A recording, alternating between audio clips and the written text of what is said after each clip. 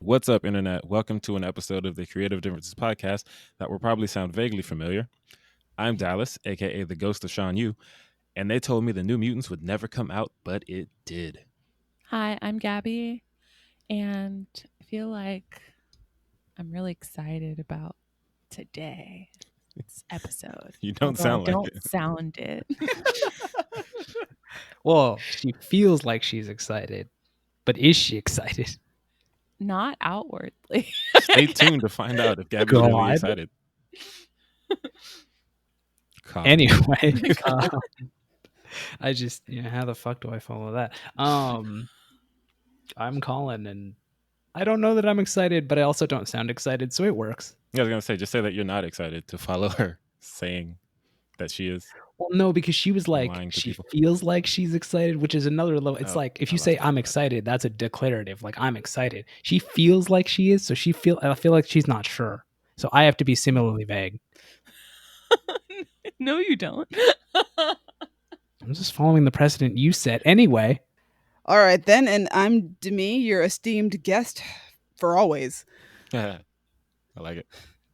What are we talking about today? I understood that reference. Dallas, what are we talking about today? Today we were talking about the New Mutants, Bill and Ted Face the Music, and Mulan. Dun-dun-dun. Yay. Also some news. But before we get into all of that fun stuff, please like and subscribe. If you hate us, you can unsubscribe later, but you won't because we're great. And I guess I'm going first because New Mutants. Let's get into it. is- yeah. Yeah, New Mutants, It's the first thing on the the docket. movie that you've been waiting like 3 years for. Yes. New Mutants. Oh my God. So, 7 years ago, I saw the trailer for New Mutants. Dear God. And now I mean, is he wrong? I am not. It's Not basically been that long. entirely wrong. I've been counting the days. My wall looks like the jail cell of a prisoner who's been in jail for too long. It's like tallying the days. Oh, goodness gracious. Yes. Anyway, now 2 podcasts and 3 most anticipated lists later, I've seen the movie. And I can tell you who had something to do with it.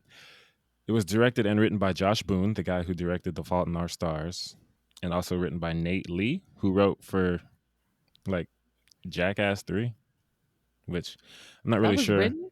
Yeah, like I know that they have writing for quote unquote unscripted things, but I don't know how that translates to writing a screenplay. He also wrote The Stand, the miniseries based on the Stephen King thing. I didn't watch it. It's fine. Starring Alicia Braga, Blue Hunt, Maisie Williams, Charlie Heaton, Henry Zaga, Anya Taylor-Joy, and that's pretty much the cast. About half of the people I just listed are doing accents that aren't their own, which was wow. interesting because, well, I think everyone who's doing a fake accent is English in real life. But like Anya is doing Russian, Maisie is doing Scottish, and Charlie Heaton is doing Kentucky. I don't know what a Kentucky accent sounds like, but Charlie sounded like a cartoon character from the South. Oh, no. But I don't know if it's bad because, sometimes people in the South just sound like cartoon characters. Well, I mean, English people are apparently supposed to be able to transition pretty smoothly. Yeah, that's the into thing. I feel like Southern. I'm not going to say it's a bad accent. I don't know anyone from Kentucky. If you are from Kentucky and you don't sound like that, I apologize for calling you cartoon characters. But like, I remember talking to someone after Knives Out came out, and they were talking about Daniel Craig's Foghorn Leghorn accent, and they were saying that I think we talked about it on the podcast. they were saying that like they know people who sound like that, and it just reminded them of like their family back home. I was like, oh my God, that was an accurate accent. Wow. Yeah. But I mean, usually or sometimes people will work with a dialect coach. Yeah, I'm and- sure that they brought in like they had 7 years to finish this movie. I'm sure they brought in somebody to teach them how to say. So after these 7 years, did you like the movie? You know what? I actually did. My anticipation was through the roof, and then I only heard negative things about the movie, which kind of like tempered it a bit. If you know anything about me, I'm not really one to let reviews affect how excited I am for something. But when all the reviews are bad, it's like, I'm still excited, but maybe my like expectations are a little bit lowered. And it was actually solid. It wasn't as bad as the like lower end of X-Men movies. Like it's not as bad as Dark Phoenix or X-Men Origins Wolverine. Oh, good. or The Last Stand. It's not as good as First Class or like X2. So it's like a solid middle ground for X-Men movies. So they didn't really go out with a whimper or a bang. They just kind of went out. Fair. Yeah. For those who don't know what the hell I'm talking about, this movie is about, according to IMDb, 5 young mutants just discovering their abilities while held in a secret facility against their will. And they fight to escape their past sins and save themselves. It is based on the comic of the same name by Chris Claremont and Bob McLeod. Claremont. Yes, between the two of them, they have created so many X-Men. Okay, so the trailer looked like a horror movie, and it's not really a horror movie. I feel like they took all of the scary bits and put them in the trailer. That's unfortunate. That's honestly the most disappointing thing about it for me. Yeah, Like, because that marketing went hard on the horror. Like, do you remember the Yes. poster that we had up for a while it was with terrifying. like the faces? Oh God. And I saw this movie with Kayla, who is notoriously against horror movies. Like, she is not about it. Oh yeah. And she same. came out like liking the movie and not being afraid. And I was like, yo, this is not a horror movie. That's my test. If my wife is not scared, it's not a horror movie. Yep. I don't know if she's scared of Get Out because like I don't think that. That's fair. I get, well, like, when she saw Get Out, we were all just kind of like in the living room talking and joking. So Also, it's a bit Oh. harder. Get Out is less horror and more psychological thriller. No, I would still call that a horror I would movie definitely though. call it a horror movie. But That is a Okay. horror movie for Black yeah, I people. was gonna say okay? If later that on we ever can get happened, into the That's reasons why true. Black people see it as a horror movie. That's totally fair. I am not Black, and I can't see that perspective of it. Yes, it's a very specific horror movie. But back to this one. Yeah, it feels more like a really condensed coming of age film because it's really short. It's like an hour and a half. And it's just, we got this group of teenagers. They're all kind of outcasty. And they have to come together to defeat the evil or whatever. As far as characters go, Ileana was the most interesting, even though I think they tried a little too hard with the mean girl trope at the beginning. But it was cool to see Anya Taylor-Joy play a character who has some like edge to her. I haven't seen her in a lot, but she's usually just kind of like the doe-eyed protagonist. And this time she got to be the bully. I liked it. Danny wasn't a super interesting protagonist, but the rest of the characters were like in between. So it was like a scale of from Ileana to Danny of how interesting your character is. And then everyone else is in between. But it was cool. The visuals were pretty dope. They had some like scary moments. No jump scares, which I appreciate. I wish that they would have fleshed out a lot of the characters a bit more. But at this point, they're like, this universe isn't going anywhere. We might as well just end it anyway. Which sucks because like wasn't the director saying he wanted this to be a trilogy? I think I heard something about that. And it definitely could have been given the source material they were taken from. But it is what it is. I've finally seen it. I can close that chapter in my life. It was decent. Not as scary as it should have been. Yeah, but like at this point, who are you? Because like that has been a defining trait of yours is waiting for New Mutants. Stop I'm that. gonna have to go on like Colin. a quest to determine my next. well, guys, now Course of he's just action. gonna wait for Deadpool 3. There you go. Boom. Well, I'll wait isn't for there that. another movie that you're also waiting for, Dallas? I mean, So that was this- Cutthroat City, but I saw that And already. that one came out. He Like saw that one, who are you Wow. now? 20 and I haven't seen it yet. I'm very disappointed. So yeah, while I go discover who I am, Gabby's gonna talk to us about Bill and Ted. Yes, I am. A couple days ago, I watched all 3 Bill and Ted movies. So that's Bill and Ted's Excellent Adventure, Bill and Ted's Bogus Journey, and Bill and Ted Face the Music. There were some things I had forgotten about the movies because I hadn't seen them in a long time, but they were just as like slapstick and ridiculous as before. Trigger warning, they do for some reason just use like a random homophobic slur. So just watch out for that if you go back and watch it. They don't in the last movie, but they certainly do in the first 2. So I'm mostly reviewing the last movie, which was great. They managed to fit in time travel and going to hell and like a weird time thing. In the second movie, Bill and Ted supposedly already wrote the song that united the world, but apparently in this last one, that completely went out the window. Oh, that's And Bill interesting. and Ted are actually just giant failures, and their whole families, except for their daughters, are like yeah, maybe you guys should like move on because I don't think this really happened. Except for their Wow. wives who are like, we know it this happened because we're from the past. All But right. can you guys move on? Because they're still trying really hard to write the song that unites the world, and they're like in their 50s, and it's getting increasingly sad when like somebody from the future comes back and is like, yeah, so you guys have actually checks watch 77 minutes to write the song that unites the world.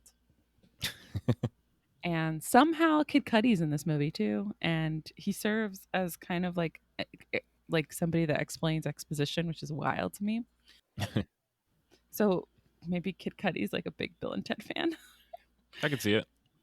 um but it's a solid I guess conclusion, since the last one I guess wasn't entirely a conclusion, and it was really sweet. I loved seeing Keanu Reeves as this again. He and, oh my gosh, am I really forgetting his name right now? Alex Wilder, Yeah, I think his he name and is. Alex Winter, sorry. Alex Uh, Winters, that's it. yeah, he and Alex Winter are always great on screen together. They have great chemistry, and you can tell they probably get along really well outside of work. If you like Bill and Ted, you're going to like this movie because it does have a lot of the same familiar elements. The only thing is, if you don't like Bill and Ted, this is not a movie to start or to watch for you. Like, this isn't for you. This is for the fans of Bill and Ted. Yeah, that makes sense. And what's great about it is like the Grim Reaper's in this one again, and it's equally amazing. Um, not quite as magical as the first one, but he's still in this, and it's great.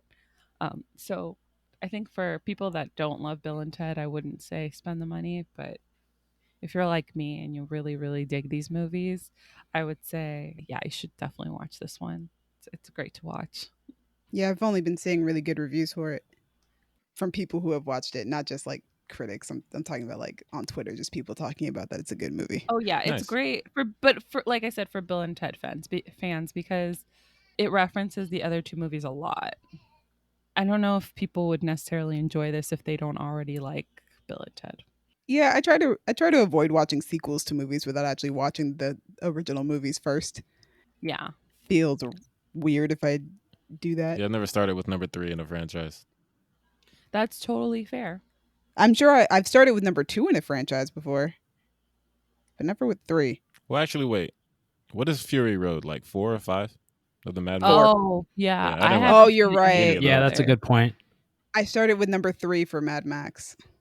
I just watched Fury Road. That was because I watched the third one for I had to write a paper on Australian New Wave films. Interesting. Makes sense. Yes. That's like a really specific request. Oh, yeah, I mean I was taking a film history. I was taking a film history class. So, Did you get assigned Australian New Wave? I don't think I got assigned Australia. I think we all had to write a paper on a certain culture's new wave, and I think I Ah. chose Australia because I love Australia. That's fair. Fair. So, yeah, I wrote a paper on Mad Max Beyond the Thunderdome. So that was the first Mad Max movie I'd ever seen. Okay. All right, guys, I guess that means we're moving on to our next film, Yeah.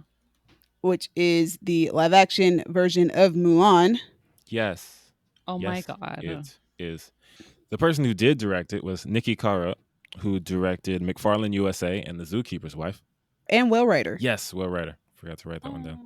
Well, It was written by 2 pairs of writing teams, Lauren Hynek and Elizabeth Martin. They wrote Spellbound and Boy Eats Girl, a Zombie Love Story. Haven't seen those. And then it was written again by Rick Jaffa and Amanda Silver, the husband and wife team who wrote Rise of the Planet of the Apes, Dawn of the Planet of the Apes, and Jurassic World. And they also wrote, did they write War? I think they wrote War as well. For the Planet of the Apes? Yeah. I don't know. I didn't see that, but maybe I just stopped reading after I got to 3 movies. What were your thoughts? I think this is the Gabby- best live Gabby action. loved it. Yeah. Really? I think this is the best live action they've ever made. There was no point during this movie that I felt like I was rolling my eyes or lamenting that I'd rather be watching the original Mulan, which is, I always have a feeling like that during Disney's remakes. And I've had that feeling in every single one, except this one. I think it's interesting because I think we all have different scales on how we rate these Disney live actions. And I think Gabby's scale is as long as she doesn't feel like watching the original and doesn't feel like she needs to roll her eyes, That's the standard. Yeah. That's what she needs it to be. But also, this is a great movie just on its own. Like, even if you didn't know there was another movie, this is a great movie. I mean, I do know people who have never seen the original, or at least not the Disney version of Mulan. Which is totally fair. And like, if Disney's gonna keep doing like, or I just Disney did a really good job at like a Chinese historical drama. Basically, is how I feel. Is a really solid take. And there was even like, well, I haven't seen it enough Chinese historical like dramas with like fighting like this, but I got a lot of like Crouching Tiger, Hidden Dragon vibes, which I liked. It was just like floating on air moments, and I really like that. I feel it. I want to get both sides of our scale. So, Colin, what'd you think of the movie? See, the thing is, I was thinking about it, and I think that one of the things that I've learned about myself is that I am really just incapable of separating my expectations of something from the product itself.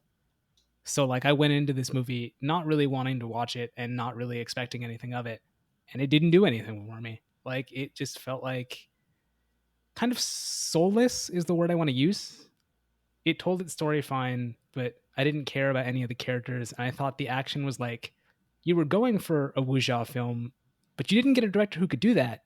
So when you were trying for Crouching Tiger, Hidden Dragon, or Hero, or Shadow, or any of those movies, you didn't get there at all.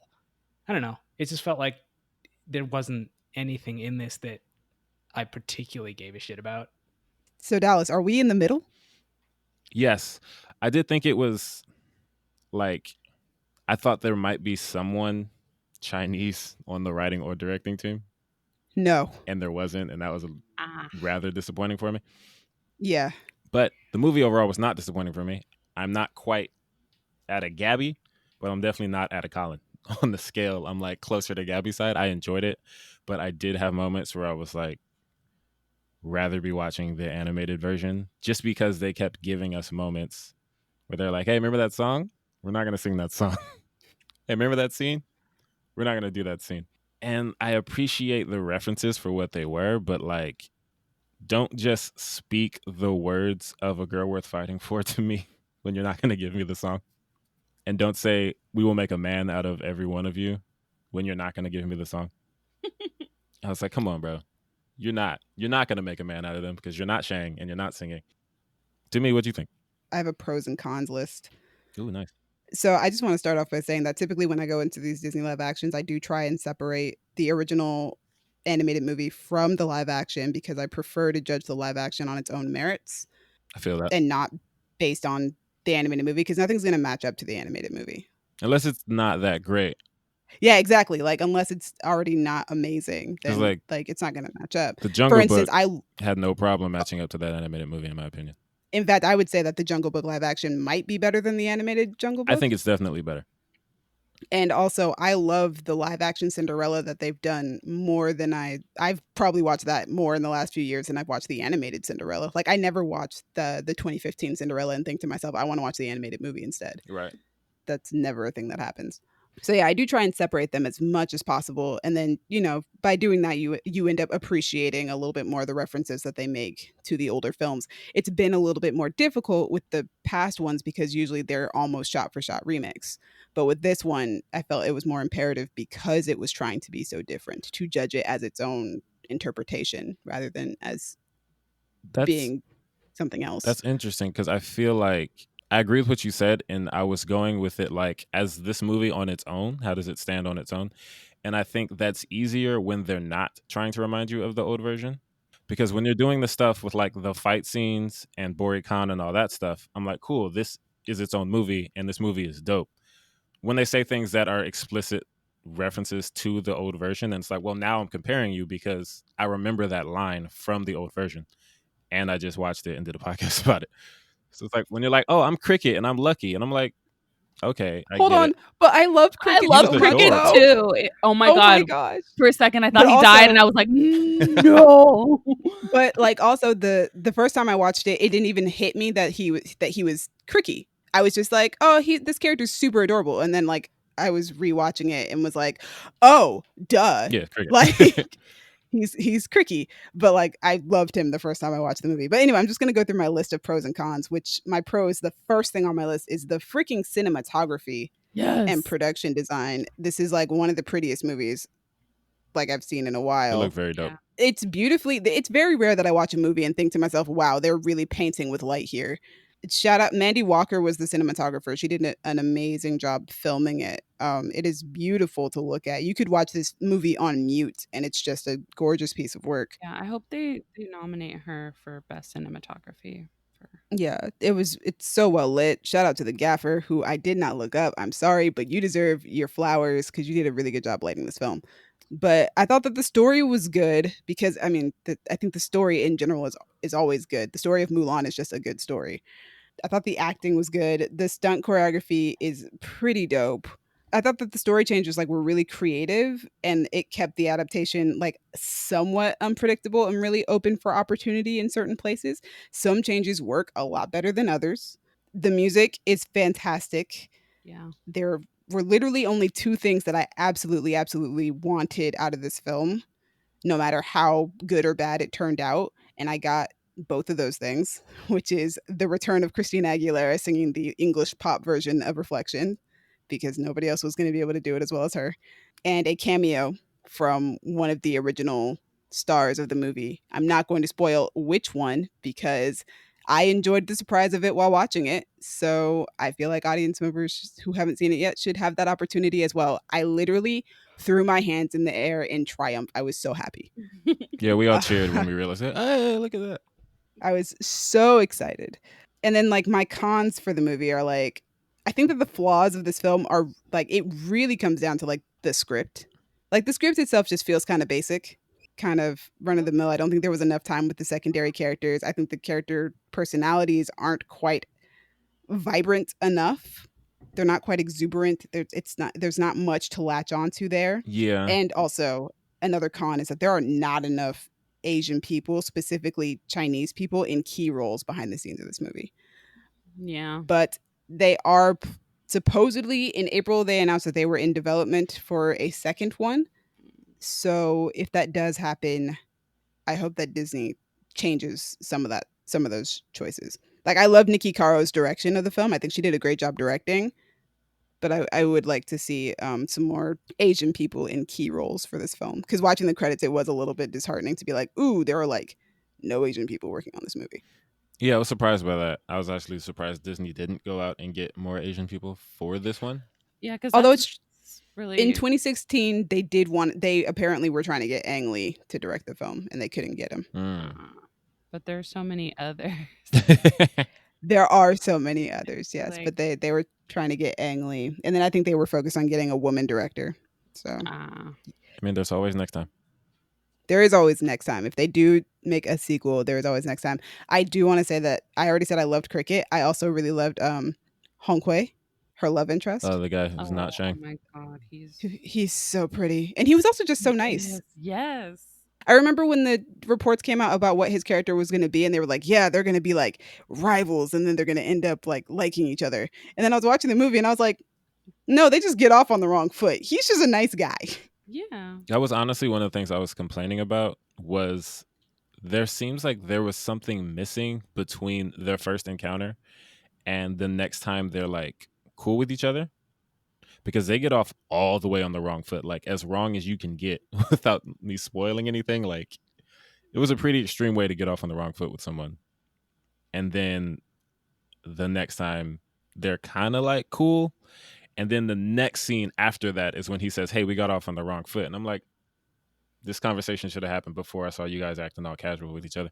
Yeah, that's what I felt like after when I watched it the second time around. Because the second time I watched it to focus on screenwriting, story, and character points. Because the first time I watched it, I had to sit through my younger brother complaining that it wasn't the original Mulan film. I would like to apologize to my mother for having to listen to me and him argue for 10 minutes after the movie ended. Oh, boy. I enjoyed it. I think the thing is, I enjoyed it because it was what I expected it to be. I didn't expect it to reinvent the wheel. I didn't think it was going to be horrible either, because I don't think any of the Disney live action films have been particularly bad except for Dumbo. Yeah. But like they've all just been like, yeah, these are good. These are enjoyable. I'm having a nice time watching this movie. I think The Jungle Book is probably the best one that they've made. Cinderella's just my favorite. Fair. But for me, I was like, I liked it. The opinions of Mulan, they run the gamut. Right. You also have the scale. It was interesting our watching experience. I was with Gabby and Kayla and Gabby's friend Jarek, who's awesome. Shout out to Jarek. Hi, And Derek. we were like, of course, not being quiet. We were responding to everything verbally. Oh yes, we were. We were having fun. Ugh, We got to a I point. was not about that life. Yeah, I'm very glad. Like, it was like not the way for Demi to watch it. But whenever I watch a movie like that, I always wait to like read the room, and I'm like, oh, okay, everyone is talking. It's cool to talk. But we were pointing out the parts where like the original things would have happened, like when they would say, "Oh, what's your ideal woman?" and we were like, a girl worth fighting for." Like we knew they weren't gonna sing it, but it was just an added little thing. Yeah. And also we were pointing, "Oh my god, that's Yao. Oh my god, that's Jimpo." Yeah. But I agree with Demi about the characterizations. They weren't as interesting. Like Mulan is dope because she's like a badass. But as far as like her personality goes, I don't want to always compare it to the first one, but there's something about the first one that's just more relatable and like more endearing with the character itself, not just the movie. Like it seems like this one is just she has abilities and that makes her a good character. Like I understood what they were doing with this version of Mulan. Like she's a character who is, as opposed to the 1998 animated version, this one is a girl who's being repressed from being who she really is, and not by choice, but because she's been told that she cannot be who she is. Right. Yeah. Which is not the case for the animated version. The animated version is literally she just cannot seem to get it correct. This one is no, you can't be who you are. This one was Yeah. very conceal, don't feel. Yeah. Like So I understood the performance that, I think her name is Yifei Liu. I understood the performance and what was going on in her head and what's going on behind those eyes. And these characters don't even need to be as vibrant as the animated version. I just needed them to be more dynamic and more. There needed to be more. There wasn't quite enough. It's fair. yeah, this one on its own merit had some cool things. Like the Wicked Witch of the Far East, bro. She's a witch. Oh my god, the amount of times we screamed witch at the screen because they say it every so much time in this she movie. was on the screen, we were like, "She's a A witch." A witch. You know what? I found that adaptation of the hawk was a very clever adaptation. Yes. Also, I just like the characterization with that, or between her and Mulan. Because they're foils to one another. Yeah, and then it just was that was really solid. See, like I really said, there like are some that. creative choices that were just like, yeah, this is a really good choice that you're making here. Yeah. But like sometimes they didn't really like push it enough to its limit. Yeah. Yeah. From the other like period piece, like Asian period pieces I've seen, it seemed very similar. Where like the main character was like a silent hero, and what was big was the situation and action around them. Right. I had one more thing that I wanted to say. The scene where they're all training to like, I don't know if they're like trying to balance their chi or whatever. Also, when Donnie Yen came on screen for the first time, I had to say I am one with the force and the force is with me. Yeah. I told you But that also, was the guy. That was the guy.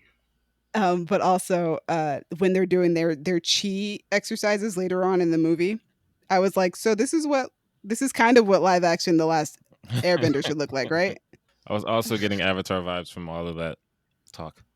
Dude, when you meet young Mulan, I was like, why are you just Korra right now? What's happening? One thing I want to talk about is Mulan's do-rag game in this movie. Everybody's do-rag game in this movie. When they're doing the not I'll make a man out of you scene and they're training, and I just looked up and I was like, yo, that do-rag though.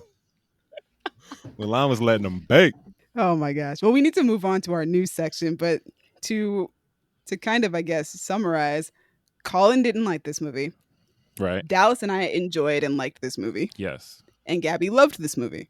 I wouldn't say I loved it. I would say that Oh, it sounded like you loved it. It did Okay. sound like you I loved it. did really, really like it.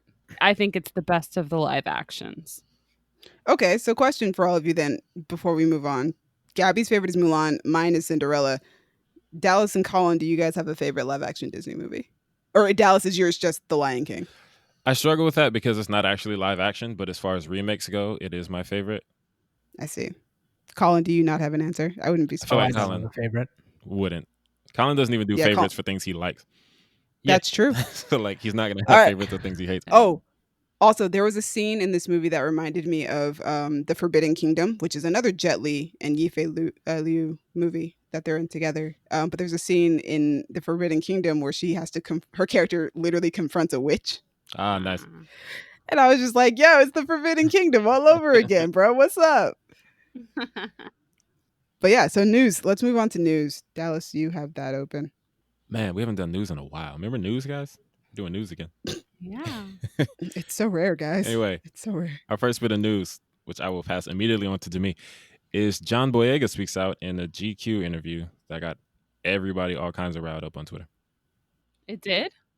It was such a rough day on People were Twitter in the talking Star Wars about, fan. yeah, Oh, like oh, Yo, in the Star Wars fandom. fandom was on fire I imagine they all would day. be. Because it was like, hey guys, John Boyega spoke out. Oh, by the way, The Mandalorian's coming out on October 30th. Like the fandom was on fire. It was that Oh, it was yeah. like I woke up and saw Colin's message about when The Mandalorian comes out, and then I went on Twitter. I was Donald Glover coming in with the pizza boxes and everything was on fire. Yeah. Okay, I remember this day. Yes. Yes, I did read the whole article, which I would highly recommend. It is a very good article and a very interesting interview.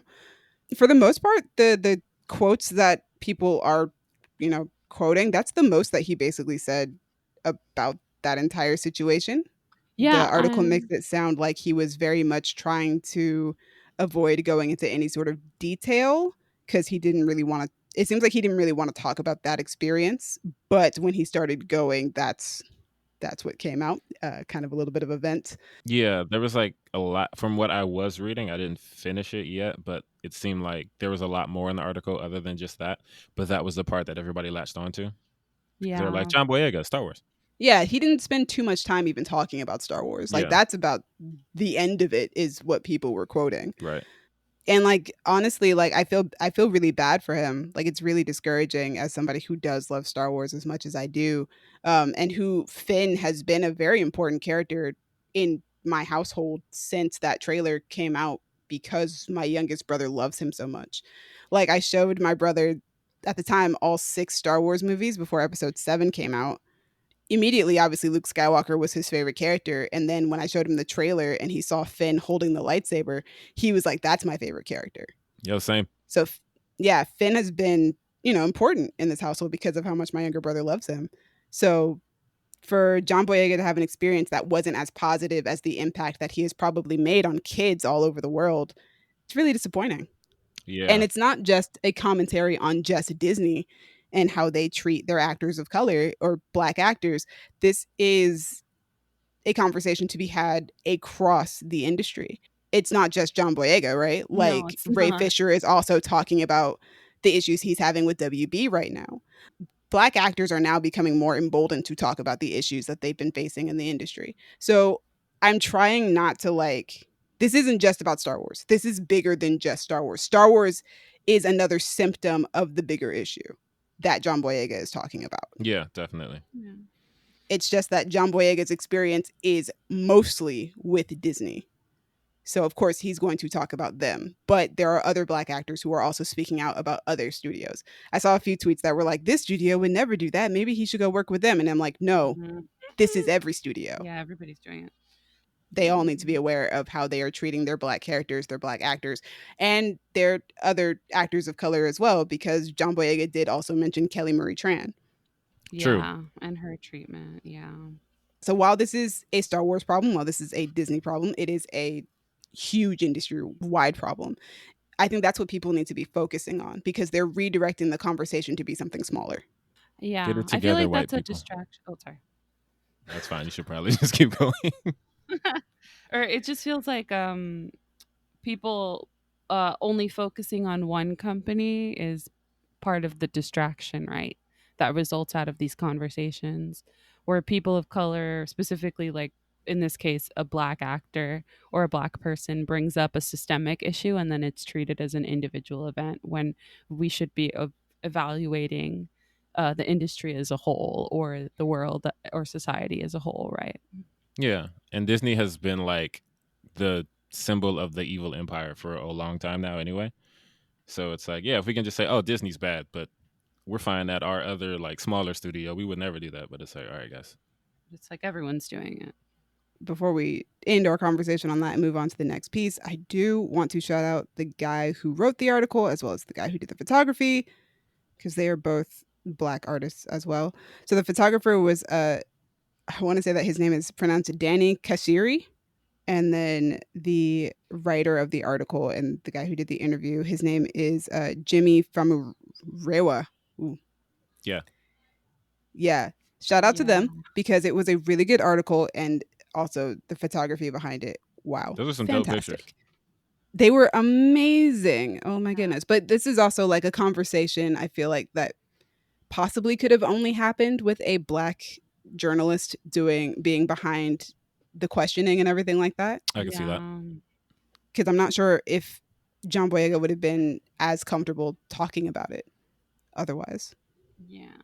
So shout out to both of those Black artists as well. Yeah. Shout out to Black people. And also kind of shout out to GQ, British GQ, I guess, because I mean, they did the responsible thing by putting these two Black men on this article with John Boyega. True. I don't know if I should congratulate them on doing the bare minimum, but I mean, it's nice that they did.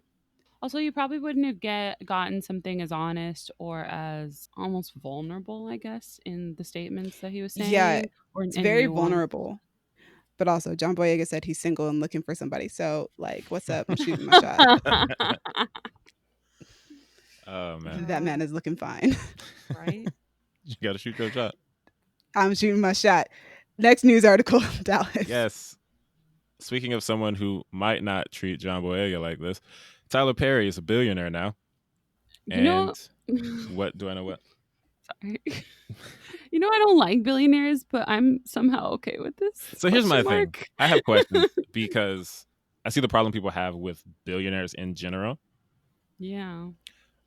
I also always hear the theory that you can't become a billionaire without basically just stepping on people. Yeah, like exploiting people and everything. Yeah. I've never heard anything about Tyler Perry being exploitative or like mistreating anyone. On one hand, I'm very glad that kind of talk didn't seem to be popping up as much when Tyler Perry became a billionaire, because it was like one of the few Black billionaires we have in America. Like, let's let him have his moment. Yeah. But I'm also wondering if the people who believe that is true, do they believe that about Tyler Perry as well? Because I've never heard that about him. This is weird this one's different only because it seems like he got here because he owns everything that his name he definitely owns everything he does. Yeah. So like and his stuff is widely popular, right? So it just seems like because he works in film, it's just amassed this much and he owns everything, right? It's not like, and he writes all the things that he puts out, which is all, it just seems like, I feel like this is one of those things where Tyler Perry was often written off by other people that make quote unquote better movies. Nobody felt like they needed to take his stuff from him and his properties. They were just like, okay, Tyler, you go over there and you make your stuff. And then he quietly amassed all of this, right? Because he was able to own everything of his and then create bigger and bigger. It just seemed like because it's film and it's really easy to make a lot of money in film when you're widely distributing, that's how this happened. Versus like Jeff Bezos, whose workers are paid poverty wages as he amasses billions, right? Yeah. It just seems like this is film and it's really easy to make a lot of money in film, and Tyler Perry owns all of his stuff and he writes all of his stuff and produces all of his stuff, and now he and owns stars in all of his stuff. and stars in all his stuff, and now he owns this giant studio space, right? Yeah. That he rents to other places, including huge studios. Yeah, I mean, I get like the issue with like having billionaires, because I kind of agree. Like, you know, there are people out here who are starving and who are broke and, you know, living from check to check. Like having billionaires seems like so counterintuitive. At the same time, though, kind of like congratulations, because this was a dude who started out homeless. Like he was living in his car and then started writing these plays and then started writing movies and then got to own his own studio, and now he's a billionaire. This dude came from like literally having nothing Yeah. So like that's kind of cool, but at the same time, like, oh, you're a billionaire, and I'm still waiting for Colin to say "eat the rich." I don't know. Is Colin still here? Colin is here. In Okay. spirit. I'm just in spirit. Got it. in spirit. He hasn't said "eat the rich," and I'm waiting for it. I just wanted to say it once, and then we can move on. Yeah. Nah. Colin won't say it, Dallas, so we have to move on. I want to know Colin's thoughts. Colin, do you have any thoughts on? Not really. I don't care about Tyler Perry. But you care about billionaires. Yeah, but I don't like that's news about someone making a bunch of money doesn't matter to me. You tried, Dallas. I do appreciate your effort. I'm just I'm not. Colin is one of the main reasons why I said everything I said in the beginning, because Colin has the mentality of, eat the rich, for lack of a better term. But I don't know if Colin would see someone like Tyler Perry like he sees someone like Elon Musk or Jeff Bezos or, one of the whites. Or Bill Gates or Another one of the whites, yes. All right, let's move on to the next conversation. Robert Pattinson, a.k.a. Batman, has tested positive for COVID-19, and Dwayne Johnson... No! Yes. And Dwayne Johnson has beat it already? Question mark? I think he's beaten it already. I don't think The Rock came out about having it until after he and his whole family had already healed. I'm just picturing Dwayne Johnson and his family stomping out the coronavirus in the living room. Stop it. Because man, if there's a more powerful man. Either they've recovered or they're recovering. He said that they are feeling better. That's good. But it was him, his wife, their 4-year-old daughter, and their 2-year-old daughter. Oh man, baby. that's rough. But he said they're feeling better. That's good. Hopefully the same happens to Robert Pattinson. Yes. Just, dear God. I mean, I'd like to hope and pray that everyone affected by this terrible, terrible thing. Oh, absolutely. You definitely better. Want people to recover. But yeah, Robert Pattinson having it means that production shut down on the Batman again. There's a lot of differing statements on that. Were they filming in London? Yes, they are filming in London. I thought London was but they're filming on better than us at this. It is, but they're filming on sets and stuff again, or now. It's weird because so at first it was just somebody on the Batman production team got COVID. Right. And then a couple hours later it was Robert Pattinson is the one who contracted COVID-19. And it was of course it was Robert Pattinson. And then after that happened, there were people who were saying that filming has completely shut down, obviously, so that he can get better. And then there were other statements that were saying that Matt Reeves is trying to film around Robert by having everybody else do their scenes and having the stand-in or the stuntman stand in for Robert. And it was just what? And then people were saying that's not actually what's happening. It is shut down. I don't know what's going on with that production. It's okay. Other than Robert Pattinson has COVID-19. And you know what? I don't know why I'm surprised. It's like Michael Bluth opening that bag and being like, I don't know what I expected. I love that so much. I shouldn't laugh. I do hope Rob feels better. I absolutely hope Rob feels better. But is Zoe Kravitz okay? I'm assuming yes. I hope so. What's next on the news? What else do we have on here? Moving on from the COVID-19 news. Yes, in happier news, Fresh Prince of Bel-Air is getting a reunion special. And I'm excited because this is my favorite show of all time. Every time I see the news of that, though, I'm like, is Janet Hubert going to be invited? Or I doubt it. I doubt it. I do too, but that means that there's just going to be drama leading up to the reunion special. I mean, hey, there's been drama since the original Aunt Viv left the show, so we're used to the drama. You're not wrong. We just painful. We just don't talk about the trouble. Yeah. But yeah. Yeah, but that's exciting. I'm super excited. I love that show. I need more of it in my life. It's on HBOMax, and for some reason, HBOMax isn't on the Fire Stick. I hate that it's not on the Fire Stick. Oh my gosh. It's so disappointing. I think Amazon and HBO are in a fight. They need to get over it. Right? Because I need Fresh Prince. Yes. Yeah. But yeah, I'm just excited for that. There's not much else to say. I just want it to happen. We like the Fresh Prince here, so Yeah, it's dope. Yes. Circling all the way back to Star Wars. Something that I touched on earlier, The Mandalorian Season 2 is coming out on October 30th. Yeah. I'm a multifaceted person. I can I can easily critique Disney and the studio system and their treatment of Black actors, as well as being excited for the fact that The Mandalorian season 2 is coming October 30th. Yes. I agree with your statement. I'm super hyped. Those are both factual statements. I am super excited. The first season was great. I can't wait to see what they're going to do with the second season, especially since we're about to probably get characters that have never been played in live action before. So I'm super stoked. Yeah, me too. Like Ahsoka is probably coming and is probably going to be in the trailer. Also, the Star Wars fandom has been complaining for months that we don't have a trailer. Guys, it's a streaming service. Streaming services never release trailers until like the month before. But they don't really have to show us anything because of how popular the show is. They could literally be like, actually, The Mandalorian's on Disney Plus right now. Go ahead and go watch it. And we'd all go. Like, we'd all go. It would be like Beyonce dropping Lemonade. Like, Yeah. y'all would go watch it anyway. Like, literally, all like the last like 10 Beyonce drops because she's like, you know what? I don't like promoting albums anymore. So, you know what? Just here, click. Here, there you go. Bye. I'm super excited though. Me Like too. I said, we're probably getting a live action Ahsoka. Might be getting a live action. It could be Boba. It might be Boba Fett. But it could be Captain Rex. And I kind of want it to be Captain Rex. Or he could be playing both. I don't care. It'll be fun. Yeah. The old characters will probably only be there for an episode or two, and then we're gonna go back to just hanging out with Mando and the child, aka Baby Yoda, because I refuse to call him anything other than Baby Yoda. Literally, you and all of us. Right? His name is the child, but nobody's gonna call it. We're No not calling one's him that. calling him the child. We're calling him Baby Yoda. Listen, the Mandalorian just needs to give him a name already. Or We'll call him by his name. call him by his name. There was no other way to phrase that. I don't like it. Yep. I don't like it. It's not my fault that movie is called Call Me by Your Name. Like, Fair. it's not my fault.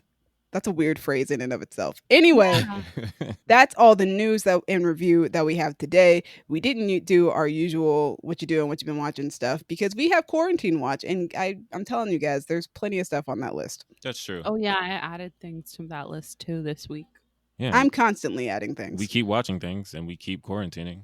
Stay tuned for those to know what we've been doing other than the things that we are assigned by each other to do, like these movies and news. Audience, thank you for listening to all of that, whatever didn't get cut out because we said some things today. I don't think they're all going to make it. Yeah. Yes.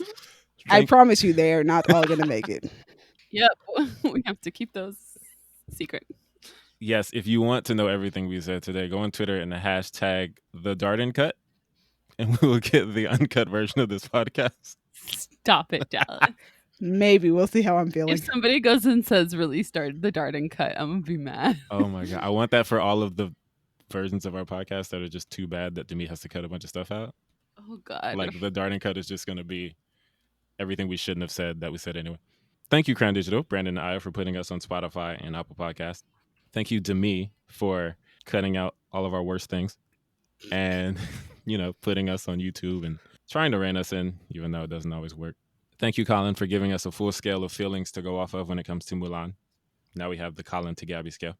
Gabby, thank you for buying Mulan and inviting me over to watch it because I was not going to spend that $30. You're welcome.